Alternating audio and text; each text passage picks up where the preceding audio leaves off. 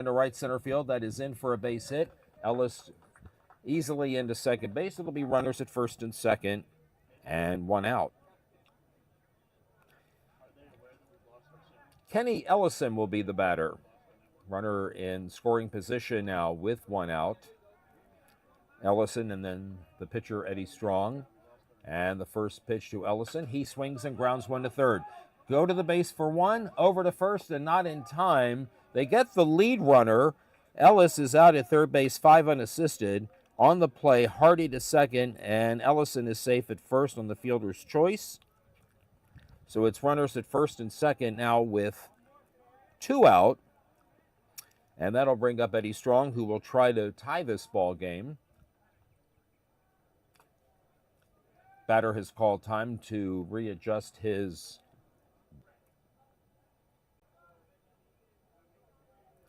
and here is the first pitch to him. He swings and pops one up on the infield. Fonseca makes the catch, and that ends the inning. 2 hits in the inning for Team Florida, but no runs. We go to the top of the 5th. Our score remains Florida United 2 and Team Florida 1 here on the Cloud Sports Network.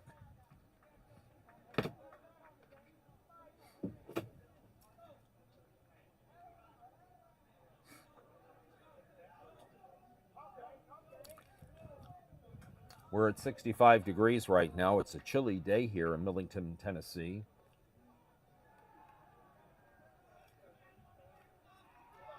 And as Roman has mentioned, there is a bit of a breeze. We're feeling more of that. That is the first out here in the top of the 5th, and we'll bring up J.J. Agostino, who is grounded to second in his single.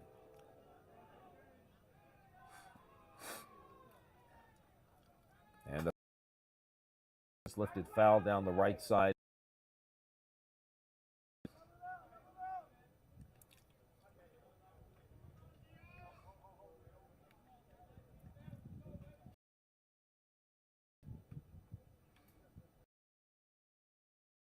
And the next one swung on and grounded up the middle and on into the outfield. He has a runner at first base and 1 out.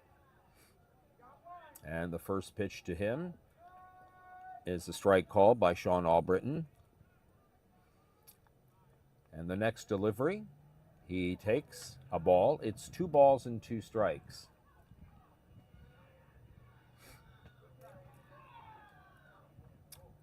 And the next one, there's a line drive into left center field for a base hit. It'll be first and second and 1 out. Solid single to left center field by Omar Urith. Now, this is where I'm getting in trouble here with the lineup. I've got a batter that's wearing number 15 with the name Rodriguez, and on my lineup sheet, I've got it different. So I'm going to say this is Rodriguez. He swings and lifts one in the air to center field.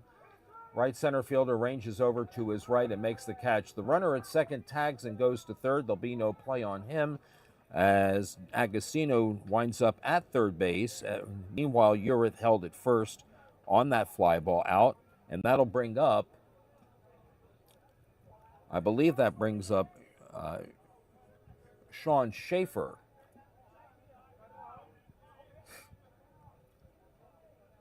And the next pitch to him, swung on and hit in the air, right center field. Catch is made, and the inning is over. 2 hits in the inning, but they were not able to get either one of them in. Another scoreless inning for Florida United. But they still have the lead as we go to the bottom of the 5th. Our score remains Florida United 2 and Team Florida 1 on the Cloud Sports Network.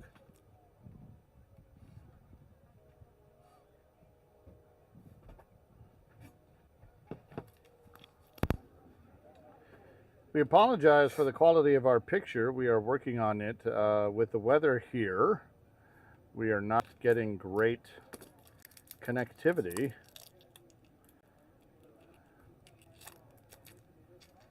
And the weather is not cooperating. Charles Dunn returns to the mound. It will be the top of the order for Team Florida. Corey McFadden will be that leadoff batter.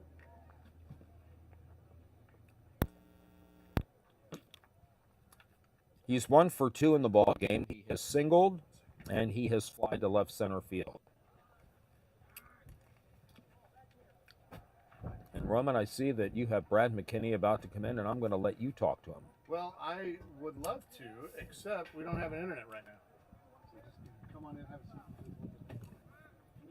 There's a swing and a ground ball right back to the pitcher, fielding his position beautifully. And that's out number 1 here in the bottom of the fifth. And that'll bring up Jimmy Williams, who has grounded to the first baseman and grounded to the third baseman. He is 0 for 2.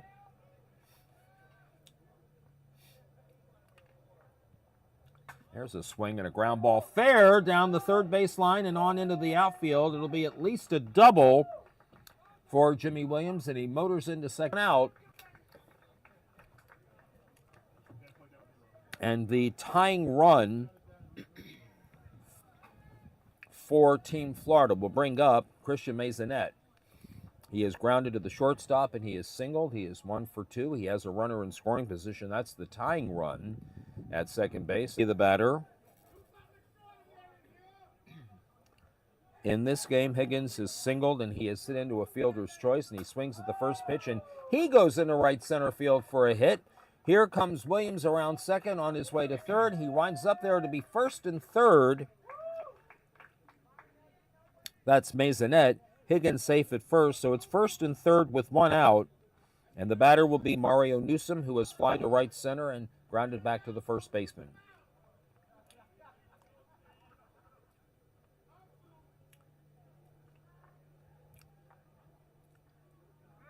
Newsom swings and goes after the first pitch and hits one fair down the right field line.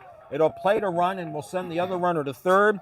Newsom into second base. The ball is bobbled out there. That'll play another run, and it's 2 runs that have come across as Maisonette and Higgins have scored on a double by Newsom and then an error in the outfield. Hello. Hey there. There's a line drive hit up the middle and on into left center field. And the ball gets down. Hit up the middle and on into left center field. And the ball gets down, gets beyond the left center fielder. 1 run has scored, and they may have another. Ellis comes around third. He is going to score easily. It's a 2-run homer for James Ellis, and 5 have scored in the inning. It is now 6-2.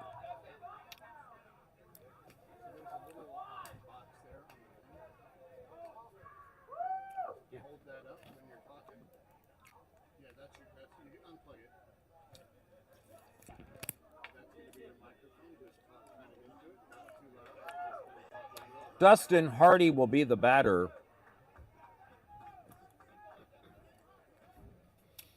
Base is empty. There's a fly ball hit foul down the right field line giving chase, but it'll go over the fence and so no play.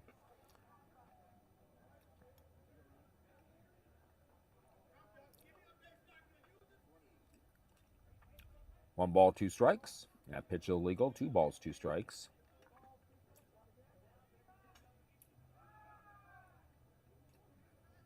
There's a swing and up the middle for another hit. 2-out single for Kenny Ellison. A double for Williams, a single for Maisonette, a single for Higgins, a double for Newsom, and the home run by Ellis has us at our current score of 6-2, Team Florida over Florida United. Kenny Ellison takes the first pitch. It's illegal. It's too high. 2 balls and a strike. And here's the next one. There's a swing and a fly ball hit out into left field. Shortstop giving chase, and the shortstop ranging far to his right makes the catch, and that ends the inning. But it's a 5-run 5th inning for Team Florida in this game that is moving very quickly. We go to the top of the 6th. Our new score is Team Florida 6 and Florida United 2 on the Cloud Sports Network.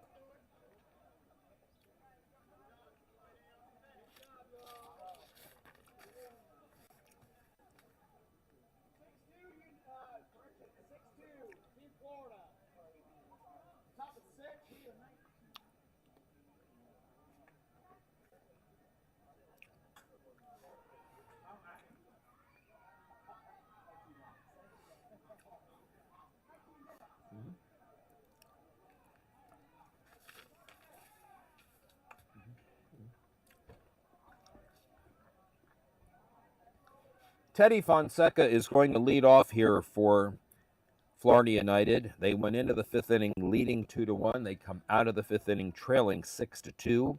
Fonseca has singled and he has bounced back to the pitcher.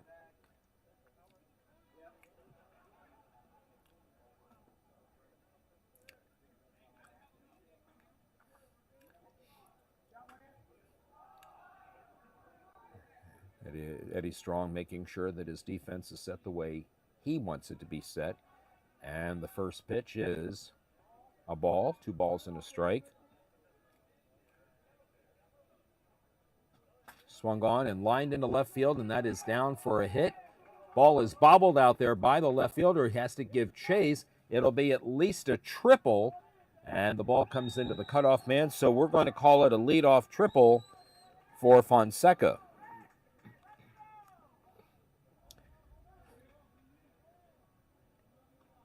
.42 is going to be the next batter. My run-up sheet that we were given by this team is a little bit off, and you're going to help me with that.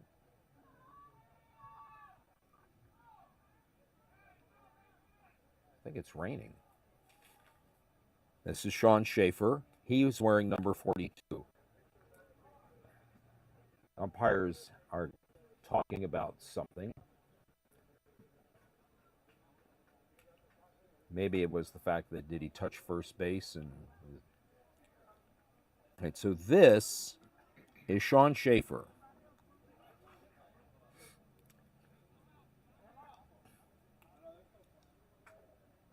He has bounced into a fielder's choice and he has grounded to the shortstop, and he swings at the first pitch and lines one into left center field for an RBI single. Fonseca scores, and it's now 6-3. And that'll bring up Devin Smith, who has hit into a fielder's choice. He has singled. The gentle pitter-patter of raindrops falling. I can see it on the roof of our canopy down where our technical folks are. First pitch is a ball. The second pitch is a strike called. It's 2-2. And the 2-2 delivery. Swung on in opposite field, but that is a foul ball. Clangs off the fence along the right field foul area. Nobody out in the inning, a leadoff triple and a single to follow, and we have nobody out here in the top of the 6th. It's 6-3, Team Florida over Florida United. As we've been mentioning, this game has been moving very quickly.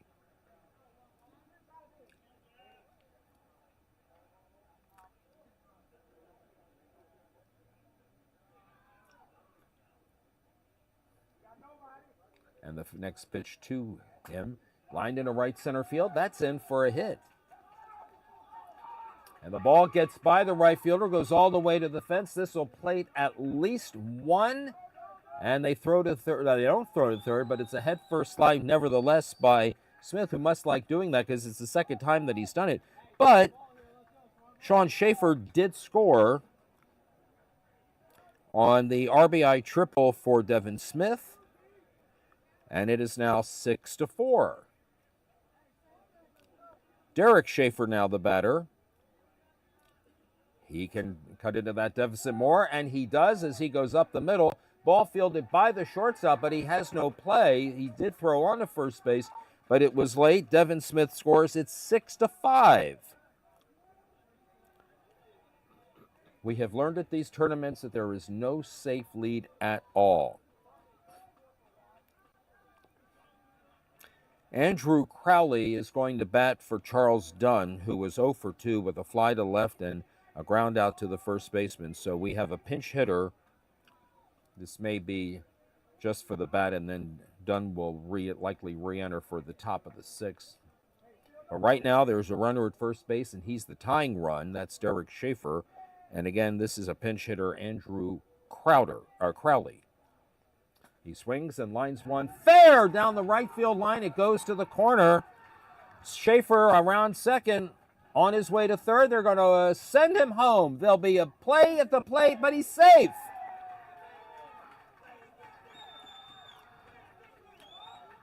An RBI pinch hit double for Andrew Crowley ties the game at 6, and we go back to the top of the order, and Amp Devlin, the batter. He has flied to left center. He has reached on an error. He is lined to the third baseman, and he can give his team back the lead. Right now there's a conversation in front of the dugout between Courtney Samuels, who is the base coach for this game, or for her team.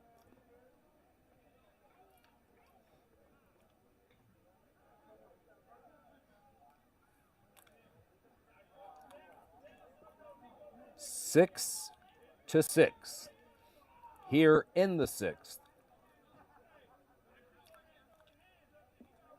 And the first pitch to Devlin is a strike.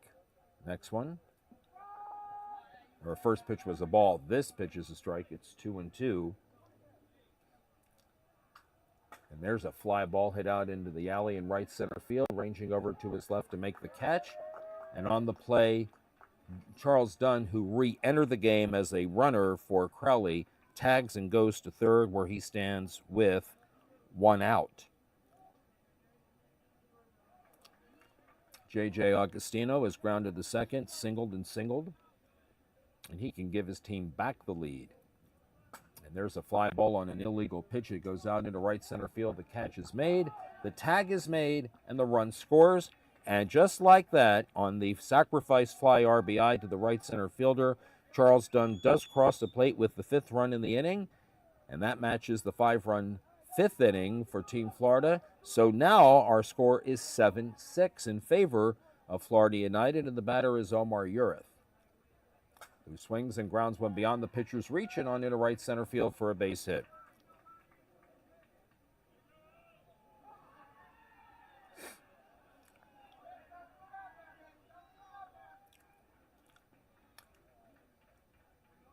Rodriguez will be the batter.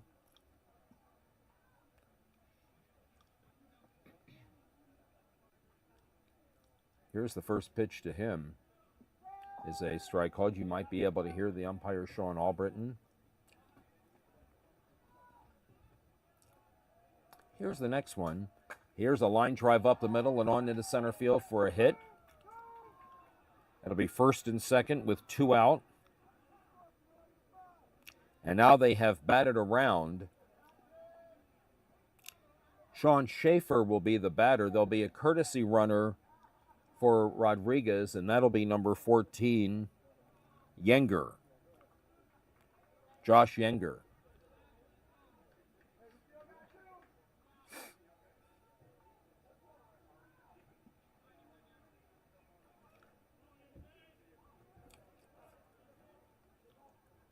We're good to go. Is that what you're telling me, Brad?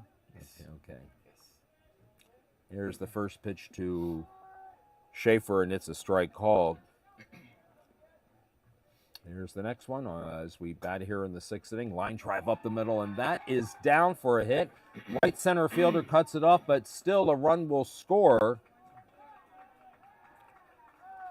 Omar Ureth scores the 6th run of the inning, and on the play, we have runners at first and second, and now for the second time this inning, Teddy Fonseca. Hear a little bit of thunder here. The rain picks up a little bit. Fonseca goes up the middle, and that is a base hit. And that'll drive in another run on the play. Schaefer to third. Yenger, the courtesy runner, scores, and now we have 7 runs in the inning. There are still 2 out. And 42 is the batter.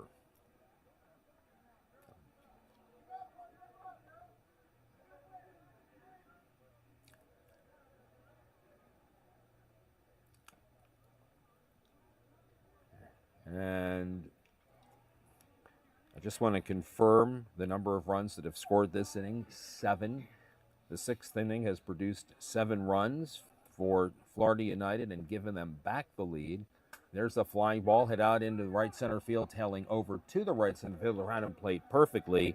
And that is the third out. But this was a big productive inning for Florida United. They scored 7 times in the inning. And as we go to the bottom of the sixth, the new score that we have for you, Florida United 9 and Team Florida 6 on the Cloud Sports Network. Give us an opportunity to talk to Brad McKinney.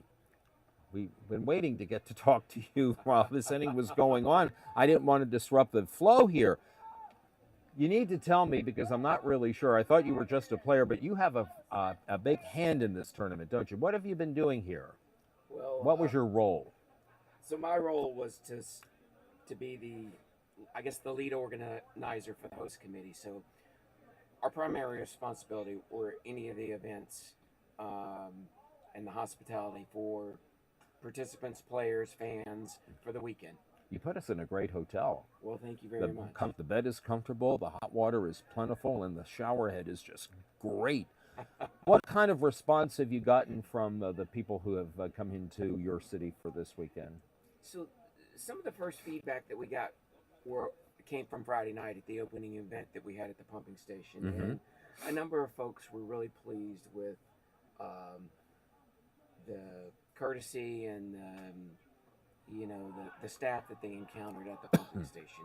And part of it's just the southern hospitality that is prevalent most places you go in the Memphis area. So now you've also been playing, haven't you?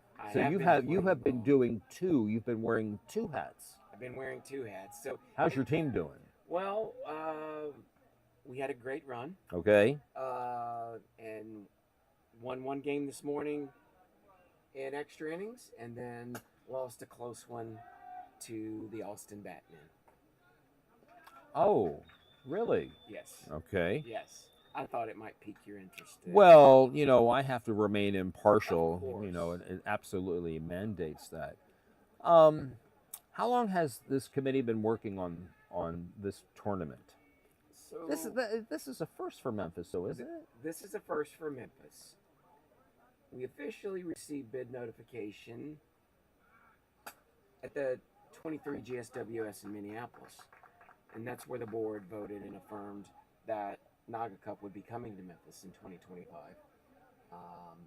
From there, we've spent approximately, the last year and a half getting ready, and in addition to the events, we're bodies on the ground to help the staff of iPride and the board of iPride as they're preparing. And sometimes it's just easier to have folks locally versus many of the iPride folks who are located in other cities. There's things that we can handle logistically, solve problems on the ground to help ensure that the tournament will operate as smoothly as possible.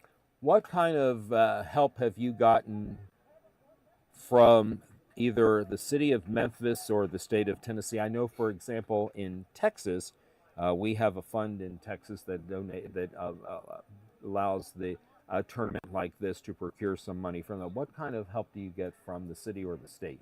Well, the state help is less organized than other states and other tournaments may benefit from. We've been lucky enough that the city has been extremely supportive. So Memphis Tourism, or Memphis Travel as it's known, which is the equivalent of Convention and Visitors Bureau, has helped. They started the entire bid process for NAGAAA Cup on behalf of the host committee.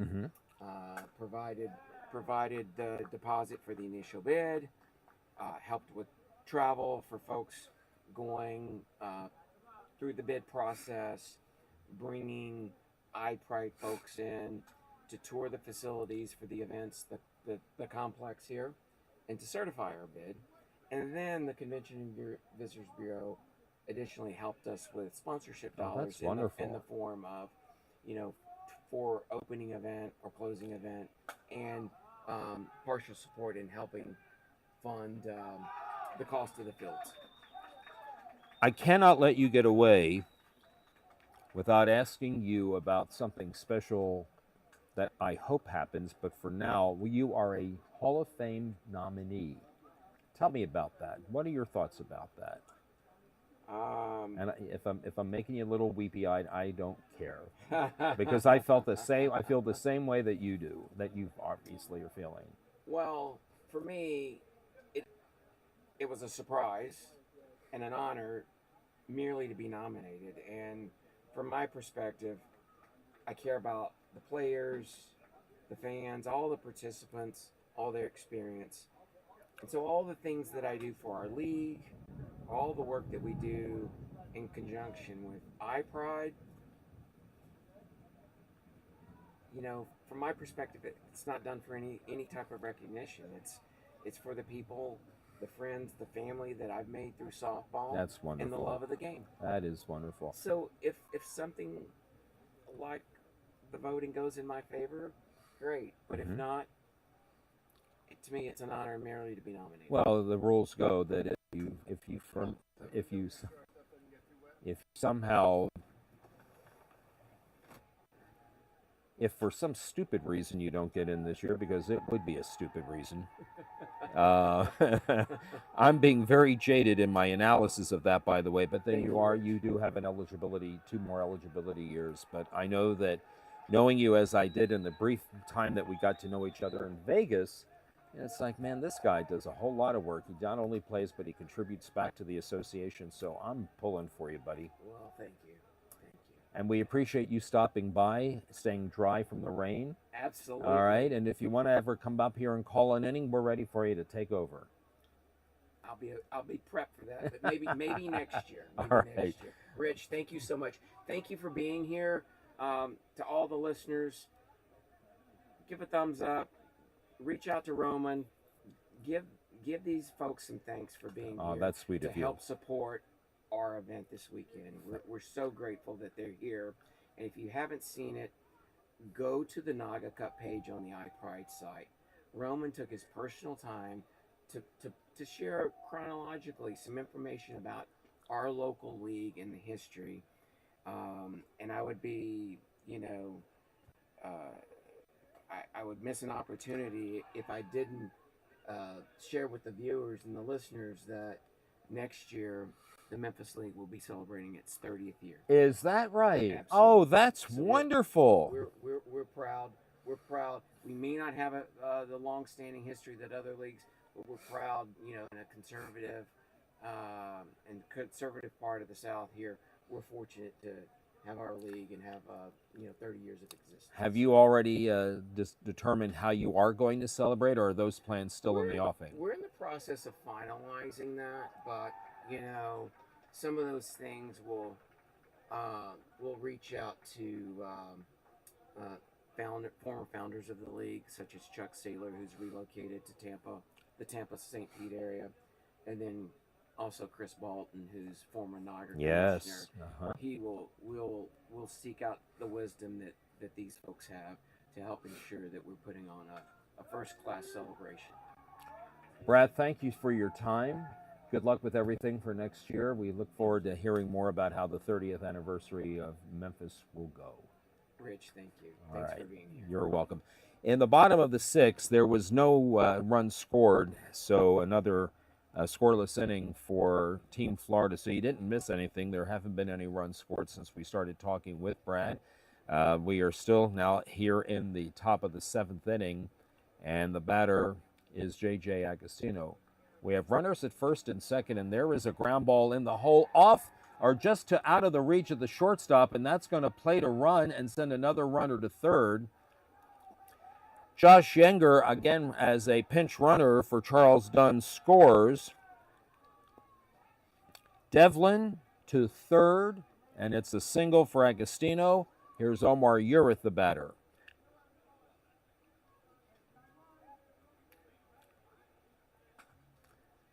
Fly ball hit out into right field. It's got some carry to it, and it's over the right fielder's reach. It goes on to the fence. 1 run will score. Devlin scores.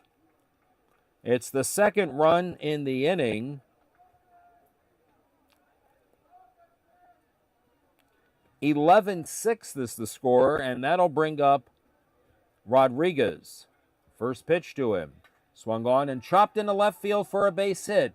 Another run scores. Here comes another man rounding second on his way to third, and then rounding third and scoring the 12th and 13th runs of the ball game. Agostino scored. Urith scored.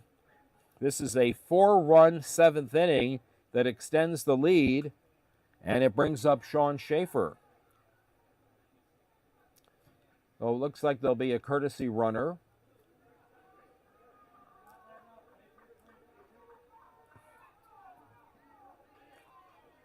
I can't make out his number. We had to close our window here because the rain was about to affect our equipment, so we apologize for that. Sean Schaefer is the batter.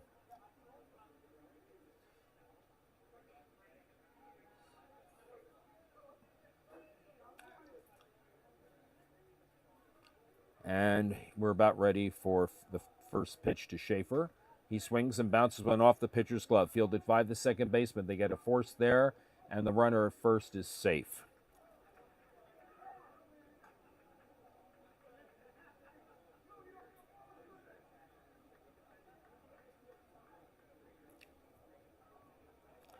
Four runs have scored this inning.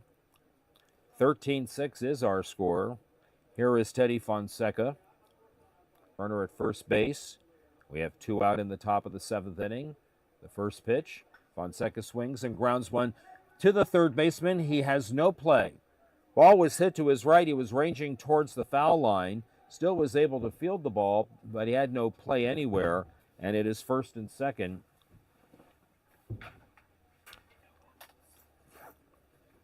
We have 2 outs in the inning. 42 is going to bat. The second baseman is hurt. He's not gotten up yet. Hello, David. Hello. The head of the umpires is up here, and he's going to give us some valuable information. We've offered him an opportunity to do some play-by-play, but he won't hear of it. Second baseman is up and walking, but he has a noticeable limp. So do I, but nobody ever talks about it. And that's Corey McFadden.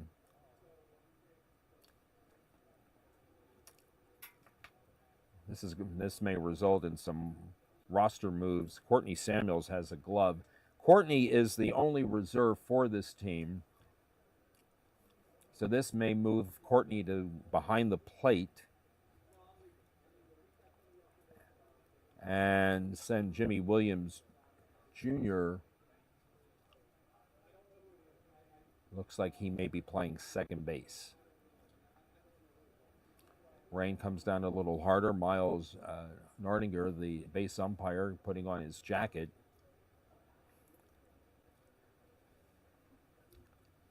Yeah, Rich, it's been coming down for about 40 minutes now, and these raindrops just keep getting bigger and bigger. Having some thunder in the area, too. But so far... We are at play in the top of the 7th inning, and 4 more runs have come across for Florida United. They have a lead of 13-6. Last 2 innings really had opened up the lead for this United team. There was a line drive foul down the left field line. Devin Smith is the on-deck batter, but there are 2 outs in the inning with runners at first and second. Base runner at second base is number 15. No, 36. And Teddy Fonseca is at first.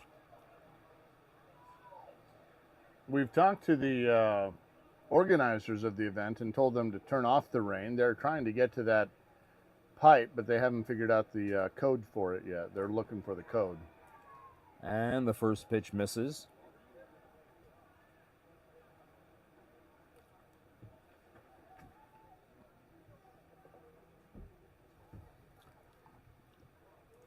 There is a chopper to third, over to second.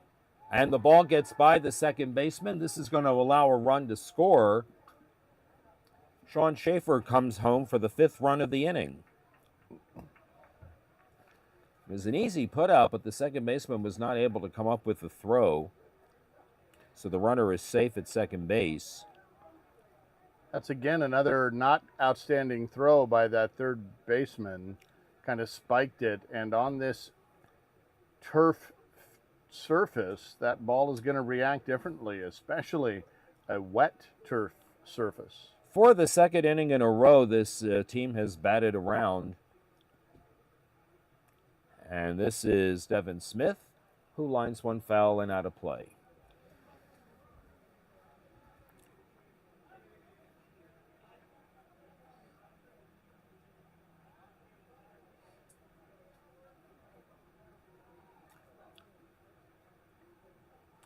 And the next pitch comes inside. It's 2 balls and 2 strikes.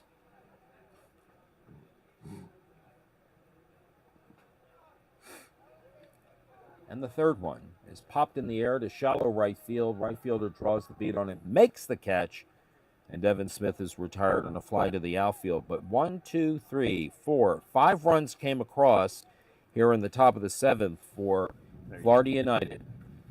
It's going to take a lot of runs and a lot of hits for Team Florida to come back in the bottom of the 7th. They trail 14-6 here on the Cloud Sports Network.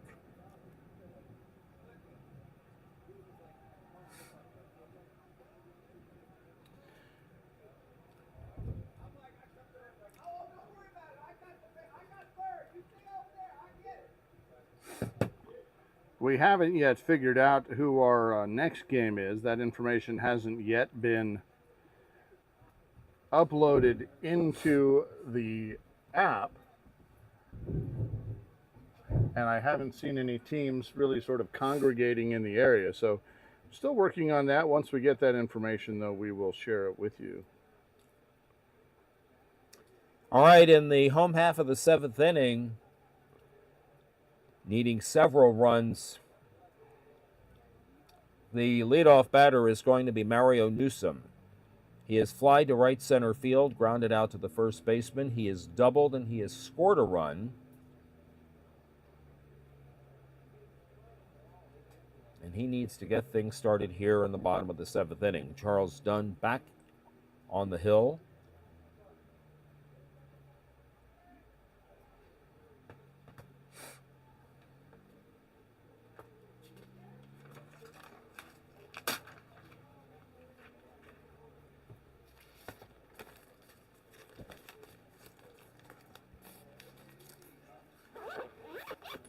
Sean Albritton returning to his position behind home plate.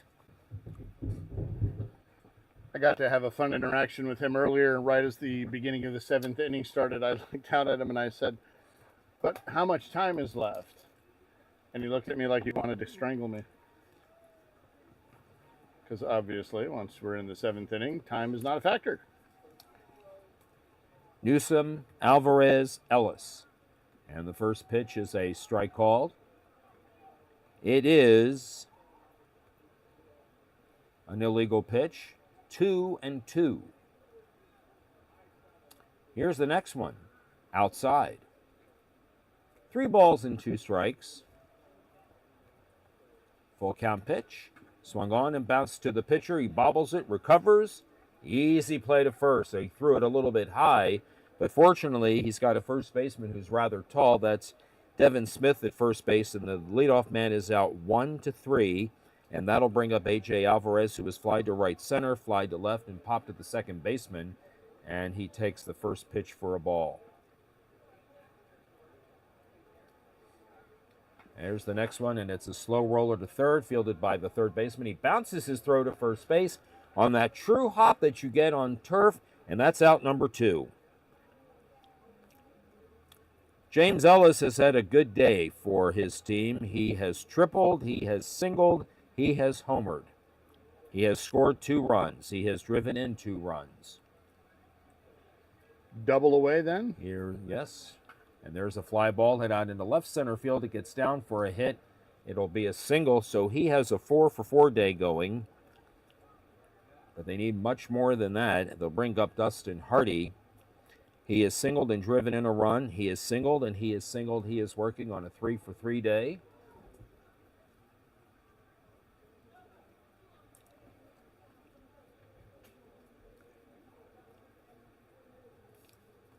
Charles Dunn gets his outfield set, tells his left fielder to move in a little bit. And the first pitch to Dustin Hardy is swung on and hit in the air to shallow left center field. Left center field comes running in and makes the catch, and that ends the ball game. No runs in the bottom of the seventh for Team Florida. The B team from Fort Lauderdale, Florida United, defeats the A team from Fort Lauderdale, Team Florida. Our final score here this afternoon, Florida United 14 and Team Florida 6. Thank you, Rich, and thank you, Brad McKinney, for joining us earlier in this game for a great conversation about all that Bluff City has been doing to make this event possible. And Mother Nature is being unkind to us right now. They're raining all over our parade, as you can see, literally. So we're going to batten down the hatches. We'll be back in a few minutes with our next game. It'll be an A and B division matchup. So for Rich Siegel, Tyler Forrester, Daryl Perry, Justin Kagiwa, and Jackson Kern, I'm Roman Jimenez. We'll be back in a few.